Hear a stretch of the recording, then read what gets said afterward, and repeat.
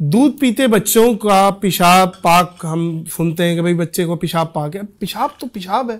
الٹی بھی کہتے ہیں کہ بھائی کوئی بات نہیں, دودھ پیتا بچہ ہے, کچھ ایسی چیز تھوڑی کھاتا ہے کہ کوئی غلط چیز ہو. صحیح ہے, نماز بھی پڑھ لو.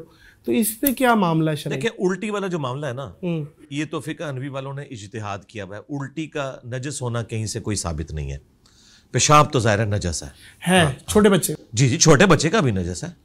صرف اس میں یہ ہے کہ نبی الاسلام کی حدیث ہے بخاری میں سنن نبی داؤد کے اندر کہ اگر لڑکی کا پیشاب ہے تو آپ نے اسے پورے اہتمام کے ساتھ,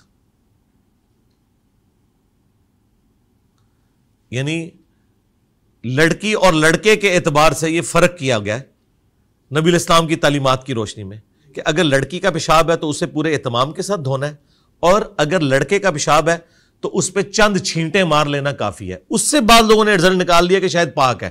پاک نہیں ہے ناپاک, اس لیے پانی اس پہ آپ ڈال رہے ہیں. اور یاد رکھیے گا ابو داؤد ترمذی میں حدیث ہے کہ پانی کو کوئی چیز ناپاک نہیں کرتی. پانی ایک سمجھ لیں ایک ایسی چیز ہے جو کسی چیز پہ بھی آپ ڈالتے ہیں نا اس کو پاک کر دے گی, خود ناپاک نہیں ہوتا پانی. ٹھیک ہے, اس لیے اللہ تعالیٰ کہتا ہے میں نے آسمان سے پانی نازل کیا جو پاکیزہ ہے. علی بھائی کچھ لوگوں کو عادت ہوتی ہے الٹا سونے کی, وہ سوتے ہی ان کو نیند ہی الٹا آتی ہے, اور کچھ الگ الگ طریقے ہیں. کچھ یوں ہو کے سکڑ کے سوتے ہیں, کچھ لوگوں کو عادت ہوتی ہے, جیسے ایک سلمان خان ہے انڈیا میں, وہ بولتا ہے بھائی مجھے بیٹھ کے سونے کی عادت ہے, مجھے بیڈ سے زیادہ کمفرٹیبل, میں کسی اچھے صوفے پہ بیٹھ کے ٹیک لگا کے سو جاتا ہوں, اس میں مجھے زیادہ آسانی ہے. تو یہ اس طریقے سے سونا کیسا؟ اور کچھ لوگ کہتے ہیں غلط خواب آئیں گے اس اینگل پہ سو گے, گردن میں وہ جو اٹھنے کی کوشش کرتا ہے بندہ اٹھ نہیں پاتا, اس کو پتہ نہیں کیا کہتے ہیں انگریزی میں, یہ ساری چیزیں. تو اس کو ذرا کنکلوڈ کریں. دیکھیں صرف ایک طریقہ ہے سونے کا جس کی ممانعت ہے, وہ کیا؟ وہ ابو داؤد اور سنن ابن ماجہ میں حدیث ہے کہ ایک صحابی کہتے ہیں کہ میں پیٹ کے بل لیٹا ہوا تھا, ایک شخص میرے پاس آیا, اس نے میرے پاؤں پہ اپنے پاؤں سے ٹھوکر ماری اور کہا اٹھ, یہ جہنمیوں کا طریقہ ہے.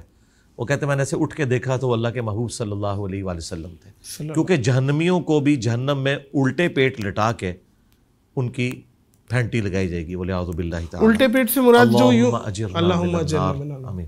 الٹے پیٹ یعنی پیٹ کے بل, اچھا پیٹ کے بل لیٹنا منع ہے, صحیح ہے. بس اس کو چھوڑ کے ہر طرح آپ لیٹ سکتے ہیں, آپ کی مرضی ہے. دائیں کروٹ لیٹیں, بائیں کروٹ لیٹیں, ہاں سنت ہے دائیں کروٹ لیٹنا, لیکن بائیں کروٹ بھی آپ لیٹ سکتے ہیں. ممانعت کوئی نہیں, ممانعت جس چیز کی ہے وہ پیٹ کے بل لیٹنے کی ہے. باقی یہ جو آپ بات کر رہے ہیں نا, اب میں آپ کو بتاؤں, میں گاؤں تکیہ لے کے سوتا ہوں, مجھے یہ عام تکیے کے اوپر نیند ہی نہیں آتی جب تک کہ میرا سر اتنا نہ ہو جائے کہ یہ جو جتنا فاصلہ ہے یہ کور نہ کرے, اس سے تھوڑا سا زیادہ ہو, یہ ایسے مجھے نیند ہی نہیں آتی. تو یہ ہر بندے کا ڈیفرنٹ ہے. پیٹ کے بل لیٹنا منع ہے. اور ابو داؤد میں ایک اور حدیث ہے, کوئی بھی شخص کسی ایسی چھت کے اوپر نہ سوئے جس کے باہر منڈیر نہیں ہے, کیونکہ نیند میں سونے کی بعض لوگوں کو عادت ہوتی ہے.